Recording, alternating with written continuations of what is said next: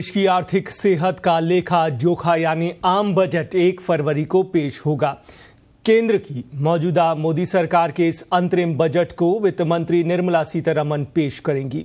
इस दौरान संसद में कई बड़े ऐलान हो सकते हैं। इसी दिन कई बड़े बदलाव भी होने जा रहे हैं जिन पर देश भर की निगाहें रहेंगी। इनमें एलपीजी के दाम से लेकर फास्टैग और IMPS के जरिए पैसे ट्रांसफर करने के नियम तक शामिल हैं। आम जनता पर इसका सीधा असर होगा। दरअसल बजट वाले दिन पूरे देश की नजरें वित्त मंत्री निर्मला सीतारमण के बजट भाषण पर रहेंगी। इसकी शुरुआत LPG की कीमतों में होने वाले बदलाव से हो सकती है। आपको बता दें कि इस दौरान देखने वाली बात यह भी रहेगी कि बजट में LPG सिलेंडर की कीमतों पर राहत मिलती है या नहीं मिलती, क्योंकि हर महीने की पहली तारीख को तेल कंपनियां LPG सिलेंडर की कीमतों में बदलाव करती हैं। इसी तरह से दूसरा बदलाव मनी ट्रांसफर नियमों को लेकर देखा जा सकता है। इसके तहत यूजर्स केवल रिसीवर के मोबाइल नंबर और बैंक अकाउंट का नाम जोड़कर IMPS के जरिए पैसे ट्रांसफर कर पाएंगे। National payments corporation of India के मुताबिक अब इसमें लाभार्थी और IFSC कोड की भी जरूरत नहीं होगी।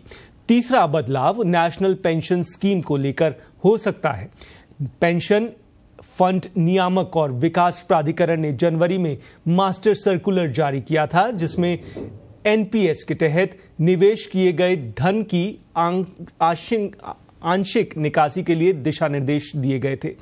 प्राधिकरण ने साफ किया कि ग्राहक केवल पहले घर की खरीद या निर्माण के लिए आंशिक निकासी कर सकते हैं। ये नियम भी 1 फरवरी से लागू किए जा सकते हैं।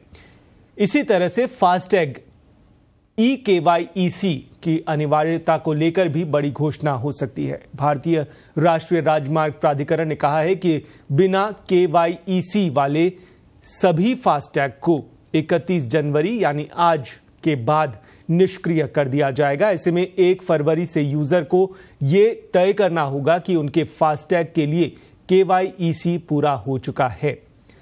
आपको यह भी बता दें कि देश में करीब 7 करोड़ फास्टैग जारी किए गए हैं, लेकिन केवल 4 करोड़ ही एक्टिव मोड पर हैं। इसके अलावा 1 करोड़ से भी ज्यादा डुप्लीकेट फास्टैग होना सामने आया है। इसी तरह से पंजाब एंड सिंध बैंक की धन Lakshmi FD scheme sovereign gold bond को लेकर भी कोई अहम घोषणा कल हो सकती है। वहीं भारतीय रिजर्व बैंक फरवरी में वित्त वर्ष 2023-24 सीरीज में सॉवरेन गोल्ड बॉन्ड की अंतिम किश्त जारी करेगा।